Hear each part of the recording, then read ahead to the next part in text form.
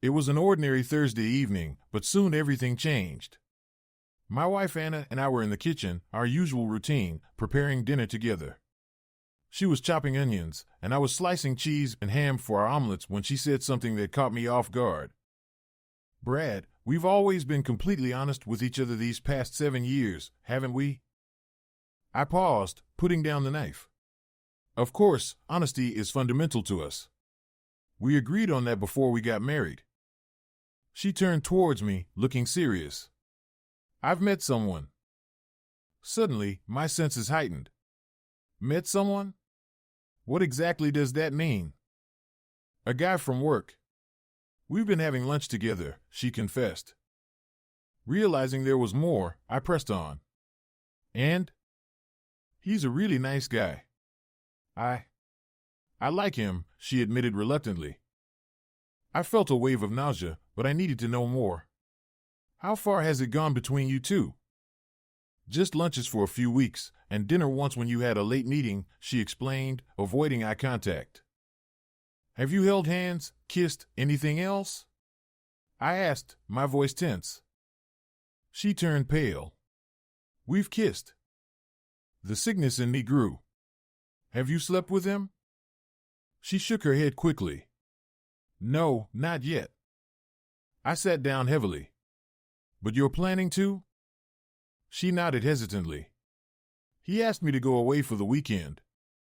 "And you agreed," I stated flatly. "Yes. I had to tell you." "We've always been honest," she said sadly. "Where are you going?" I asked, though I dreaded the answer. "Las Vegas." "Sharing a room?" "He's booked a suite." "He's quite taken with you," I remarked bitterly. "He cares about me," she defended. "When are you leaving?" I asked, feeling defeated. "Tomorrow morning." "Wow, you waited until the last moment to tell me, didn't you?" Brad remarked bitterly. "I waited because I needed to be sure before I hurt you," Anna replied, her voice strained.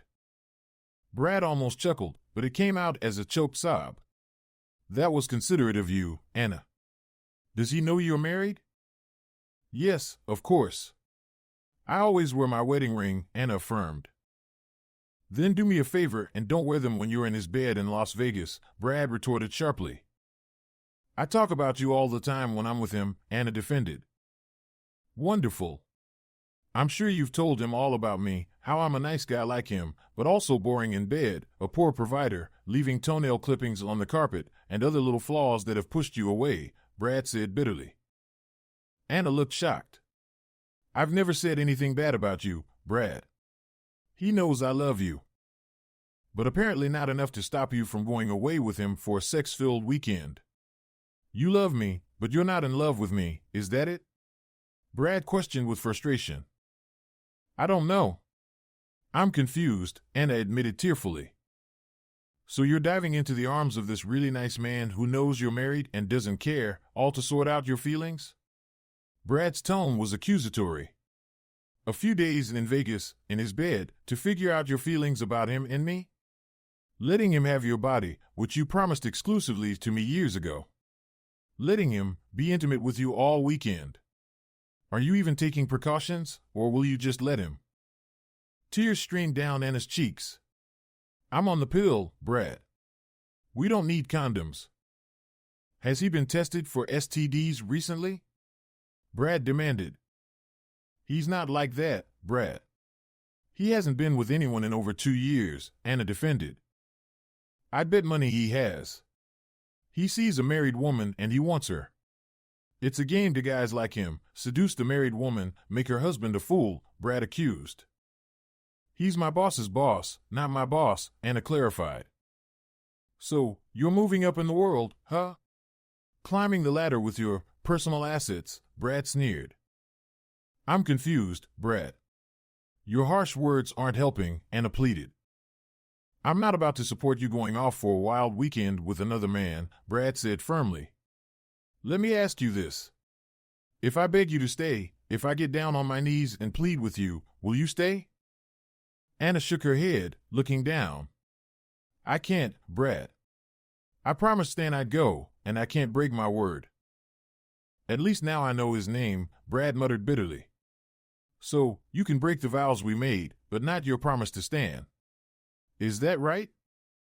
I'm sorry, Brad. I don't want to hurt you, but I have to do this for myself. Please try to understand, Anna pleaded softly. In that moment, Brad realized he had lost her. Amidst his pain and despair, an idea struck him, a final statement that wouldn't change her decision but might make her reflect on its consequences. He stood up abruptly and headed for the basement door. Wait here. I want to show you something, Brad said with a calm yet determined tone. Then I'll get out of your way so you can prepare for your trip. He descended into the basement, searching until he found what he was looking for, a Halloween prop, and then he retrieved a piece of paper from the wall safe along with a hammer and nails. He returned to the kitchen with a small wooden coffin typically used for Halloween decorations, prompting Anna to look at him with a mixture of confusion and concern. What's that for? She asked, her voice trembling slightly. Just bear with me for a moment, Brad replied evenly. We've been together a long time, and before we part ways, I want to show you something. He placed the 3-foot wooden coffin on the kitchen table, clearing away the ham and cheese he had been preparing. This is a coffin, a cheap Halloween prop, but it symbolizes something significant. Here's the lid, he continued, holding up the coffin lid, and here's a hammer, and these are nails. Anna's anxiety grew as Brad explained, holding up the paper he had taken from the safe. And this, he said solemnly, is our marriage license. Opening the lid of the coffin, Brad placed their marriage license inside and closed it again. Brad, what are you doing? Put our marriage license back, Anna pleaded, her voice shaky. Why, Anna? It doesn't hold the same meaning anymore. It belongs here, inside the coffin, ready for its final resting place, Brad stated calmly. Tears welled up in Anna's eyes again. What are you talking about, Brad? It's proof of our marriage. Proof that, after you leave tomorrow to be with Stan, it won't be true anymore, Brad replied quietly. Anna became more distressed. You don't know that, Brad. I don't know that. But I do know, Anna, Brad asserted firmly. You made your decision to go away with Stan. And I've made mine, to end our marriage. Please, sit and listen. Our marriage license is in the coffin where it belongs, Brad continued, taking a nail and placing it at one corner of the coffin lid. He hammered it in with 3 sharp blows. That's the first nail, for the times you went to lunch and dinner with Stan. He took another nail and positioned it at an adjacent corner, hammering it in with the same force. And this is the second nail, for the passionate kisses you shared with him. Anna watched, her eyes wide, her lips trembling, as Brad drove in the third nail with purpose. This nail represents your decision to go away with Stan to Vegas. Finally, Brad held up the last nail, placing it at the 4th corner of the lid and striking it firmly once. And this, he explained calmly, is the 4th nail. You've heard the saying about the final nail in the coffin. It seals it shut for eternity, marking the irreversible fate of whatever is inside. Our marriage is inside this coffin, Anna. So when you leave for Las Vegas with Stan tomorrow morning, that final nail will seal it, and our life together will be over, forever. You don't mean that, Brad. You can't throw away everything we have over one mistake, Anna pleaded desperately. I'm not the one throwing us away, Anna. You are, Brad replied with a mixture of sorrow and resignation. I have loved you with all my heart. You are the most beautiful, sexiest woman I've ever known, and it's been my honor and joy to be your husband for the past 7 years. If anything, I wish I could climb into that coffin with our marriage certificate and be buried alongside it. But before I go, I need to ask you something that will only deepen the wound in my heart. If I were to look inside the luggage you're packing, would I find sexy lingerie, maybe a beautiful negligee you bought for this occasion? Anna's silence and tear-streaked face confirmed Brad's suspicion. That's what I thought. I'm leaving now. I can't bear to witness this final act of betrayal, Brad continued, his voice steady despite the pain. I'll come back later to gather what I need for the next few weeks after you've left with Stan. If you find any spare moments in Vegas, though I doubt you will, maybe consider what belongings you want to keep. I won't be here when you return, but my lawyer will be in touch soon." With that, Brad grabbed his jacket and walked out the door, driving away aimlessly, numb from the emotional turmoil of the evening. Chapter 2. Unable to keep anything down, Brad checked into a Motel 6 on the opposite side of town from the airport. He avoided the departure area to resist any temptation to see what Stan looked like. It didn't matter anymore. Stan had won, or rather, Brad had lost. His phone buzzed a few times with calls from Anna, but he ignored them. The last thing he wanted was to hear her justifications for abandoning their once wonderful marriage. Brad slept fitfully, tormented by images of Anna and Stan together, imagining Stan discovering all the intimate secrets Brad thought were exclusively his to cherish. He felt foolish for ever believing he could keep Anna forever. In the morning, Brad got up early, showered, and dressed in the same clothes. He headed to the nearest Denny's for coffee and toast, unable to stomach more.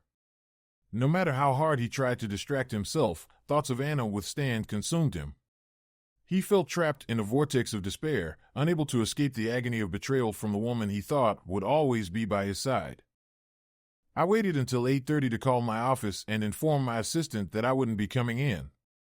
She asked if I was feeling unwell, and I told her yes, hoping to be back to normal by Monday. After hanging up, I noticed over a dozen missed calls from Anna and another dozen unread text messages. The last attempt to reach me was at 7:45, and I assumed she had stopped trying after that, likely heading off to be with Stan, the man I no longer considered nice but rather a despicable wife-stealer. I promised myself I would find a way to get back at him when the time was right. To be cautious, I waited until 10:30 to return home and gather my belongings for my new life as a single man. As I pulled into the driveway and opened the garage door, I saw that Anna's car was missing. Reality hit me hard. She had probably taken it to meet Stan so she wouldn't need a taxi. I scolded myself for briefly entertaining the thought that she might have changed her mind and stayed home. Accept it, she's left you. She found a better deal, a man to take her to Las Vegas and spend the entire weekend in a luxury suite, fulfilling her desires, I muttered bitterly to myself. Now wake up and move on. You may never find another woman as beautiful as her, but you'll find someone. Deep down, I knew I didn't believe my own words. Inside the house, the silence was deafening. Through the eyes of a heartbroken man, it seemed empty and lifeless. Walking through the kitchen, I noticed the mess from the cheese and ham had been cleaned up, and the Halloween prop coffin was gone from the table. I assumed Anna had discarded it. My attempt to make her reconsider had clearly failed. Lust, I reflected, was a potent force, clouding rational thought. Ascending the stairs to our bedroom, I wondered how soon Stan would be making love to my wife on what used to be our marriage bed. I scolded myself for torturing my mind with such thoughts. Upon entering the bedroom, I was greeted by the sight of the coffin placed in the middle of the bed. The lid was partially open, and a crowbar lay beside it. Someone, presumably Anna, had gone to great lengths to remove some of the nails I had driven in. Curious, I inspected further and found our marriage license, which I had locked inside the coffin, now lying between the pillows at the head of the bed. I guess she didn't want to let me have even that small victory, I muttered aloud, a mix of resignation and bitterness in my voice. I turned towards my dresser to grab my underwear and socks, only to find 3 beautiful and likely very expensive bra and panty sets torn to shreds on the table next to the window. Among them lay the sexiest yellow negligee I had ever seen, also slashed. Atop this chaotic pile rested a piece of paper bearing the words, "I cannot share what I do not own," written in bold black marker. What in the world? I exclaimed aloud. Turning back to the bed, I noticed a similar note placed against the coffin with the same message in the same stark ink. Before I could make sense of it, screeching tires and the unmistakable sound of a collision echoed from the front of the house. The abrupt slam of the front door followed, accompanied by a woman's frantic voice shouting, "Brad, where are you? Please, God, let me find you. Brad, you have to be here so I can admit how wrong I was, how terribly stupid I've been." I heard her hasten up the stairs, then a stumble and a fall halfway up. Her cries grew louder as she struggled, and when she glanced up and saw me standing at the top of the landing, she reached out desperately, crawling towards me. In all our years together, I had never seen Anna look so distraught, no makeup, disheveled hair, swollen red eyes, clad in a Caltech sweatshirt, gray sweatpants, and fuzzy bunny slippers I once gave her as a joke Christmas gift. Anna, what's happening? Where's Stan? I asked, bewildered. She vehemently shook her head and choked out, I cannot share what I do not own, Brad. That's what I told him. Told who? Stan.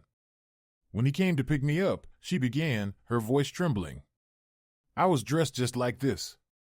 He asked why I wasn't ready for Las Vegas, and I told him again, I cannot share what I do not own. He demanded to know what it meant, and I told him I couldn't go with him, never would, and that I would never speak to him again because my body belongs only to my husband. I cannot share what I do not own. Every inch of me belongs solely to my husband, and I will never share it with anyone else. Slowly, Anna continued to crawl towards me up the stairs. He called me names, Brad. He called me a bitch, a tease, threatened to ruin me at work, but I told him he couldn't, because I quit. He was furious, his tires screeched as he sped away. She finally reached the landing, wrapping her arms around my legs, weeping uncontrollably. I'm so ashamed, she cried out. I hurt the only person who has shown me endless love and trust. I betrayed the man who means everything to me. I am so sorry.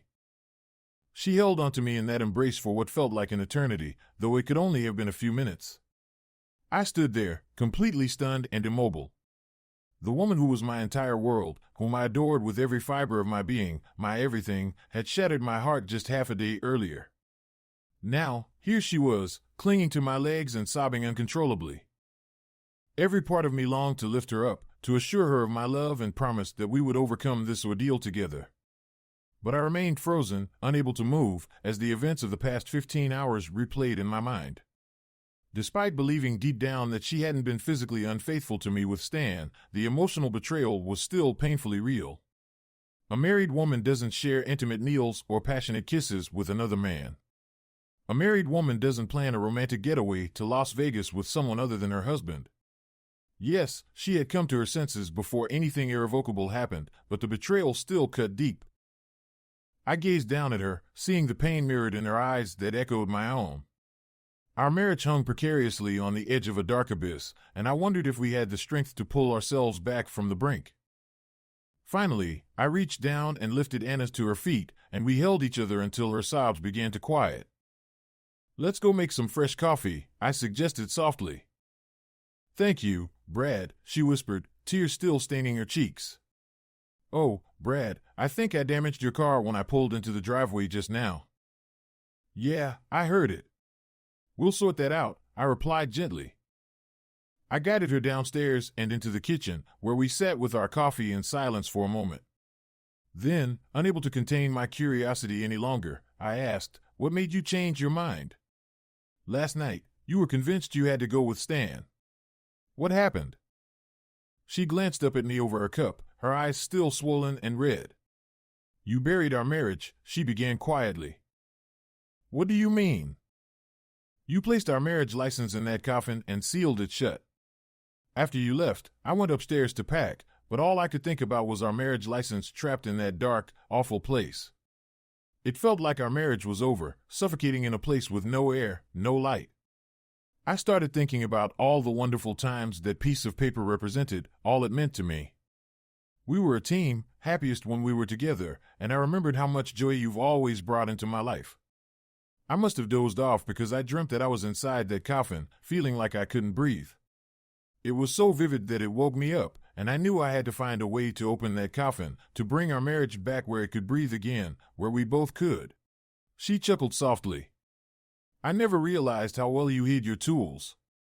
It took me forever to find that crowbar, and dragging that coffin upstairs was quite a task. I felt almost obsessed, driven to get our marriage license out before you could seal it shut for good. I listened intently, still processing everything. When did you decide not to go with Stan? Her giggles were like a balm to my wounded heart. The moment you walked out that door, Brad. I knew instantly I couldn't go through with it. I felt incredibly stupid and ashamed. How could I treat the man I love like that? I tried calling you over and over, then resorted to texting when you didn't pick up. After finally prying open the coffin, I thought about how I'd tell Stan I never wanted to see him again. I wiped off all my makeup, put on your old Caltech sweatshirt and sweatpants, and stared at myself in the mirror with red, puffy eyes. I wondered if Stan would still find me beautiful, me, the real me that you see and still love. You've always been the most beautiful woman to me, Anna. Even now. That realization hit me hard. I knew I had to do everything to win you back, to make you love me again.